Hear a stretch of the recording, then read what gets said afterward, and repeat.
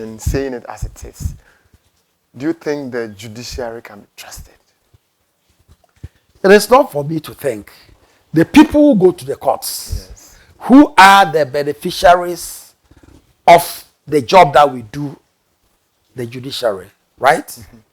They are the best people to determine whether the judiciary is independent or not independent. Yeah. And, you know, if you look at the Afrobarometer over the years, people's opinion about the police, about the judiciary, has not been palatable. So, for me, to tell you that the judiciary is independent or not independent, really, will be neither here nor there. Yeah. Because over the years, public opinion has been gauged and put into the public domain. Yes. And we ourselves should know whether we are doing well or we are not doing well. Okay. And in this respect, you know, when Anas's Yes. expose of the judiciary came up, you know, the Chief Justice at the time, George Dawood, was under a lot of pressure to resign or be sacked because of what had gone on. And the judiciary was down. Now, the first opportunity she had to address the Bar Association at the National Conference in Kumasi, KNUST, she told them that she knows, she agrees that the judiciary was in a bad shape. The image was in a terrible shape. But the good news was that they, the lawyers, had decided to choose Justice Kwaku Gyan as an incorruptible judge. Yes. So she, the Chief Justice, George Dawood, was presenting Justice Kwaku Gyan to them as the new face of the judiciary, Sure. with the hope and expectation that we could rebuild the image of the judiciary. It was a fantastic occasion. And for me, it was a very humbling experience. But it tells you that the judiciary itself, through these things that have happened, know that they can do better. Sure. And that's, I think that all the Chief Justices have endeavored to try and create a better judiciary.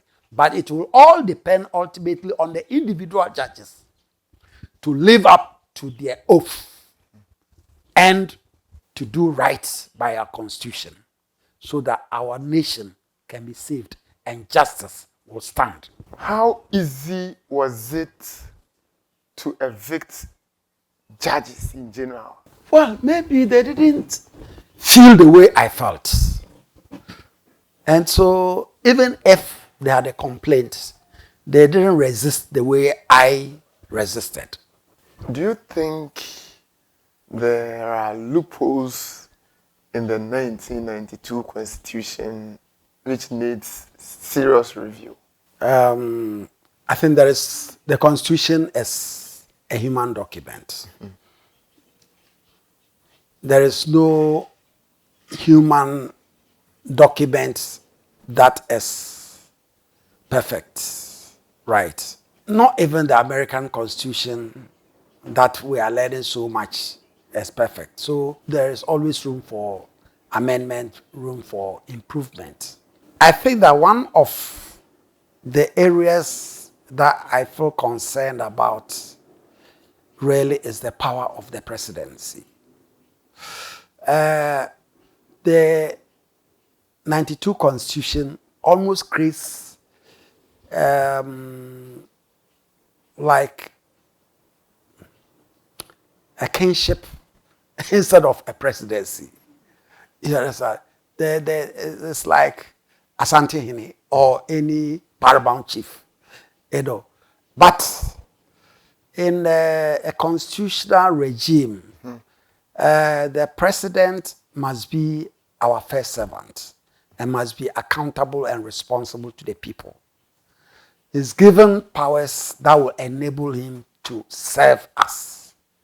But the way the Constitution gave powers to the president, it appears to be excessive. That needs to be controlled. That's the first thing. Everybody really knows that any document after 30 years must have a review. And I suppose that's why Professor Mills set up the Professor Fiajo Commission. I think they did a wonderful job. The trouble is that after they are done there, it's sitting on the shelves and gathering dust. After all the money that the state had invested in that, what justification does any government have, any president have, just to let that document, sit on the shelves and gather dust? So that's the first aspect of it. But the truth really, once again, comes to this, that it is not the organic document, it's not the document as a constitution that's important. Important as a good constitution would be, but it's the human being that operates and applies the constitution, that operates and applies any law, because every law can be abused to the detriment of people and to the parochial benefit of individuals who control the instruments of power, the machinery of state. So if we are not seeing the best of the Constitution, it means that we are not seeing the best of human beings entrusted with power under the Constitution to manage the Constitution.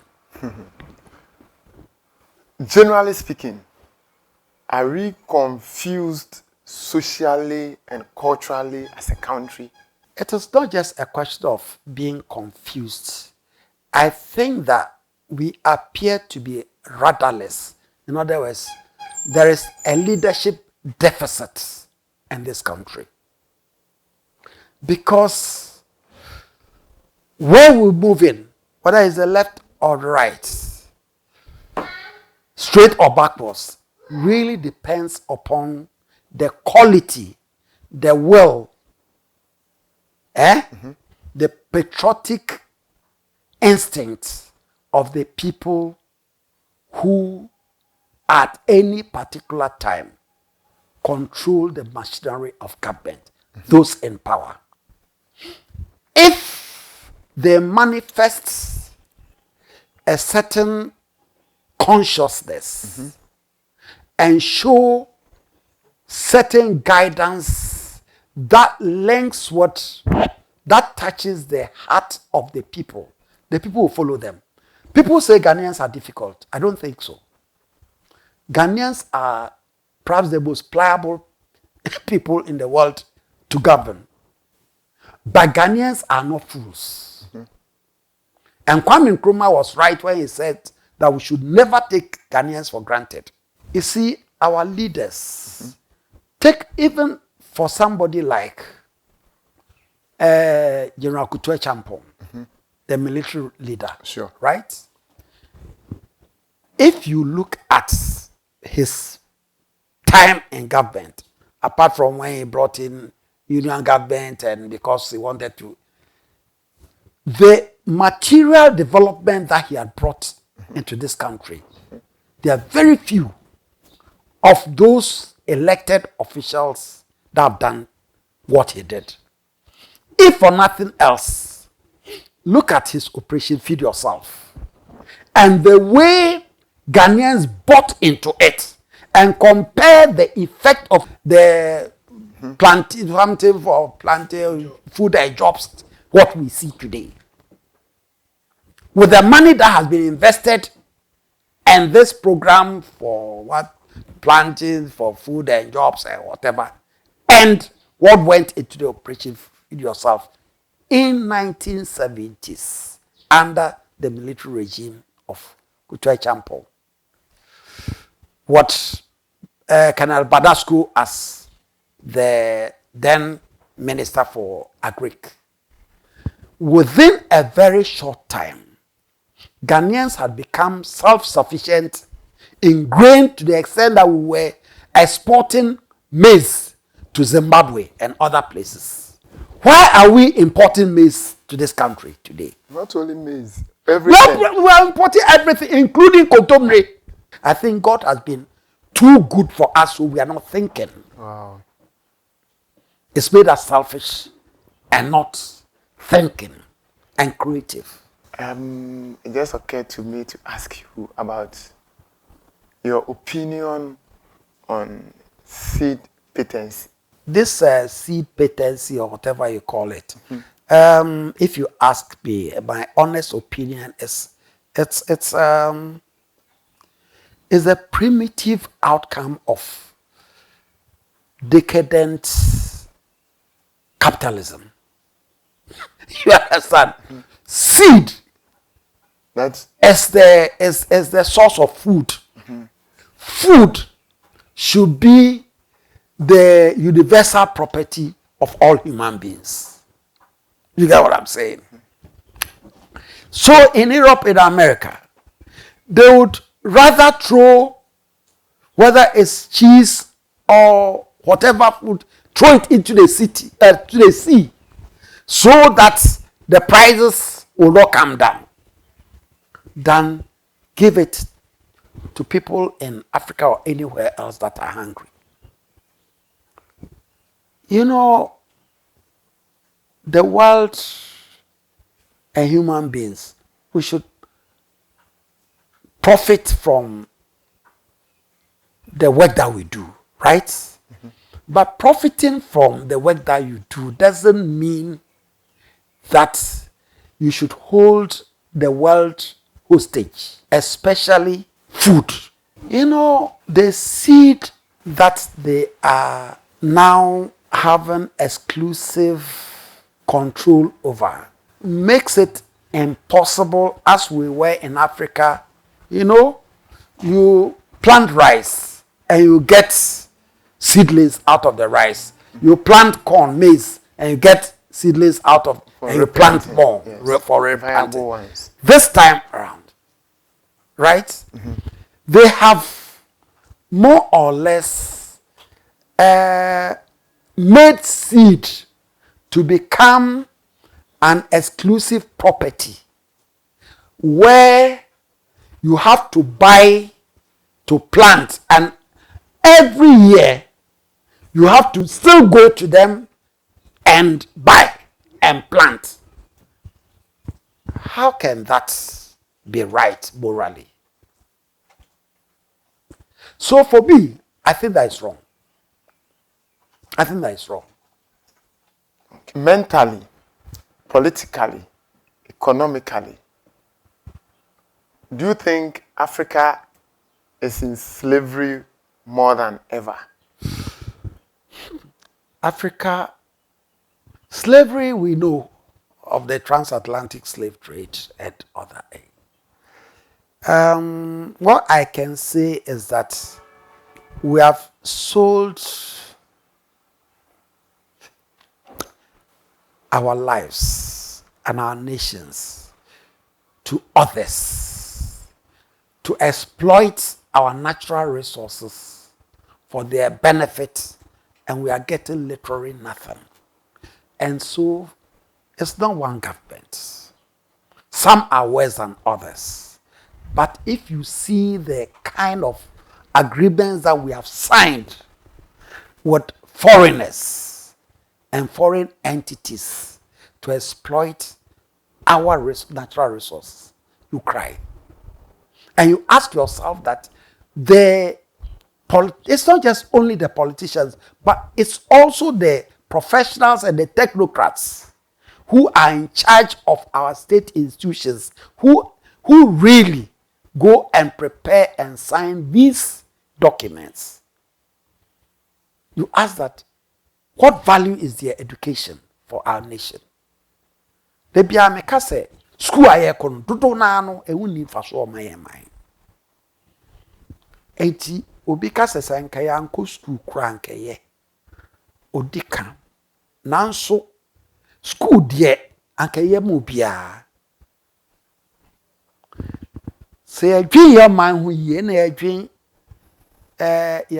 ya mfefo ho yi ya twene wo yi a ene ehu se ska obeji bia no obewu agya hɔ a anka ye besusu ewia oman no ska ewia oman no japade. What will you share with everyone who looks up to you in terms of mastering his or her life, irrespective of his or her identity and location on the planet? No, I think I'm more interested in the youth who are our future. My concern about our nation today is that we of this generation have failed our nation and have failed those who have come after us, especially our politicians. And we have created a country that appears to have no set principles and no set values, abiding principles and abiding values. When I was in Ahmadiyya Secondary School in the 1960s, in one of the lectures that we had by a lawyer called Joapia, he said, principles can never be compromised. Principles are either wholly kept or wholly abandoned. Mm-hmm. And that you should not compromise on principle. There is no nation that can develop and be sustained without basic values, basic principles, and that anything goes never develops a country. And it is leadership that should provide that guidance and direction. And it is leadership that should imbue the youth with the confidence and the character to understand that it is good to develop yourself as an individual, but it is better when your nation progresses and more people of the nation are catered for. That's the only way you see you have value in yourself as an individual. If you cannot have value in yourself as an individual, you cannot have value for anything. No. And the nation cannot develop. How do you want to be remembered by intergenerations? Oh, I just want to be remembered as Kwaku Gyan, a simple, humble Ghanaian, passionate about the progress of our country, Ghana, and about the success of Africa and Africans all over the world. What is your humble advice for everyone who is part of the media, a media practitioner?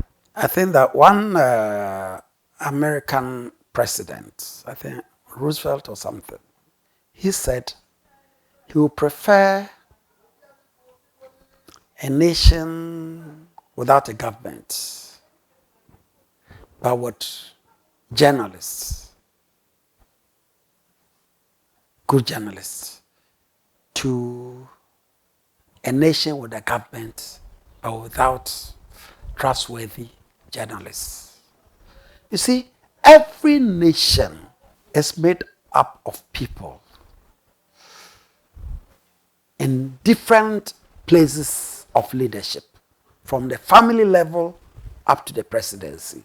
Each individual as a human being is liable to be tried or tested or tempted to do evil.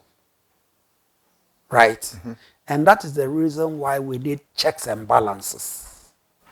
It is the journalists of our generation who bring these checks and balances to the fore so that it will reduce the tendency for people to do evil and get away with it.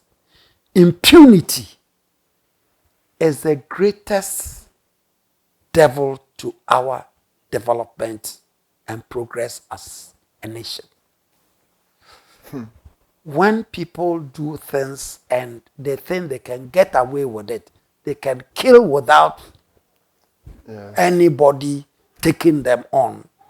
They can steal, especially state resources, without accountability and responsibility. No constitution would advance the nation, and no law. In this country, we have more laws than any other place that I can think of. Mm-hmm. We have laws for everything. What we don't have is the people who will manage the laws and enforce the laws to the common good, instead of selectively applying the laws to serve their purpose.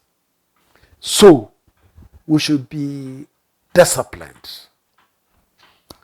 We should love our nation, because without a nation, we are nothing.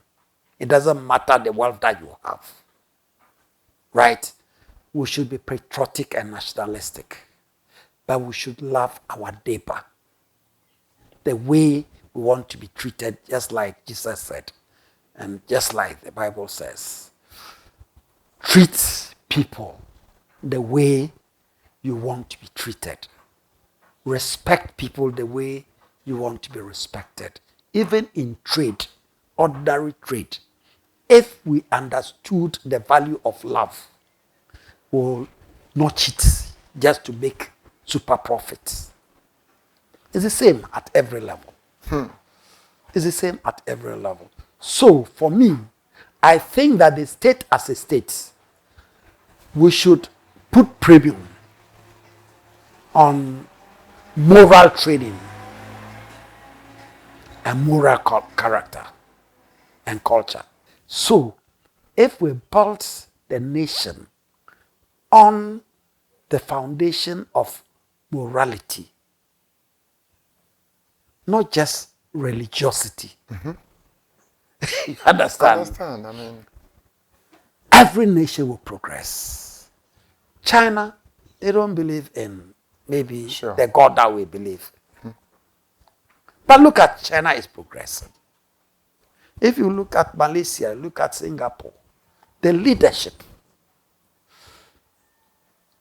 A country that values merit and not patronage will progress. In our nation, I'm sorry, we are more interested in patronage. Well, patronage is where, because I know this person, and I think that he would, I can rely on him, not because he will do a good work, but because maybe he's my brother or my friend. So I put him in an office that he cannot even take care of. No nation progresses that way. Malaysia and Singapore, meritocracy was the basis for their development. What natural resources do they have? What we have here in Ghana, if we had moral values to guide us, and we are leadership minded to be upright and do the right thing, we would exploit our resources and would be so rich, no nation will be like Ghana. In fact, I don't know whether it's fair to ask you whether you have concluding remarks. I think that's all concluding remarks you have, apart from all that I've said. Sure. I think that but the concluding remarks that I can have is that I thank God for today, and I thank you and your crew for the opportunity to speak up. I've retired. I'm in my home here alone. There are many things that I have harbored within me, which may be useful to somebody, and you have come to talk to me in a very free way. Understand, for me to express myself, in a very free manner, and to speak my mind as openly and honestly as I can. And so it's just asida. Edamase, yamisha mupi say akwenya modi amame. Mode mwase mumre na mwabetra ha na ya bonkomo efa yehu ya bonkomo afa ye yankopon ya bonkomo afa yeman emse yempenimfo no omuwo bibika omuwo bibichre ehia ne fata se yenkwara no ombenya mre na omune mpenimfo no atranse na omakasa ombehua bibia fi mo omunwen se ene computer ba no omune bibia experience unto penim bia no esua bibi efida brabom akora se wo wadwempa na wakoma pa oni nipa no transe a betie na wanya mfaso efie ni amihu ne se ye ma no ene omu ne mra a omu ne ejanum kra be transe na omu ne akasa ba papa bia ni ho obe friend ba na wafa chalk ne pencil ana chalk blackboard na watro Abrabɔ mu nsɛm ama no moti oda mo kasa na bibia fam na wahia enti journalist no nyamo ye eka ho bi mo me hwehwɛ ye edinfo ene omo monkomo enti omo afutu but se ebe yi a na ebesie yi a yemi mpenimfo no so e wo se akire suban pa ne obrapa emse eno ana ebeboa oman no masemo ano no. In fact, no amount or number of thank yous can express our innermost gratitude for your time, energy, priceless gifts for us, which I know in my, excuse my words, limited understanding, have enormous impact on intergenerations, especially, even those, including those yet unborn. The only thing we also say is that may the absolute creator,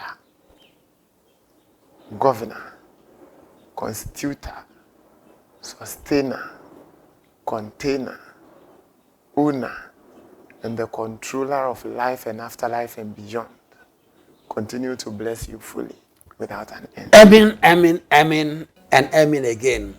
Amade say, Benin sa sempa yetia. Men to me eyi bribia mfini ayakan. Ni bribia me de bekan. Benin se sebe asopa enche asempate. Enti ye beda mu nyina nso ase. Yemedi ye sha ase ache. Bia wanya abotere ahwe edi abesi sabre. E asedan kwa na ederemo. Abrabɔ Fapempong dwumadi no. Ha ene de ofen desi. Yeda mu nyina ase e ma mo moniti a adehye. Me dinga na Fapempong. Yeda se. Jumenti papa. Adisua papa womu. Enkran shansu womu. Bibiara. Ubesua de papa. say, in crash, addition, Abrabɔ Fapempong, Jumete Papa. Abrabɔ Fapempong, Jumete Papa, Kwampa. Abrabɔ Fapempong, Jumete Papa. Abrabɔ Fapempong.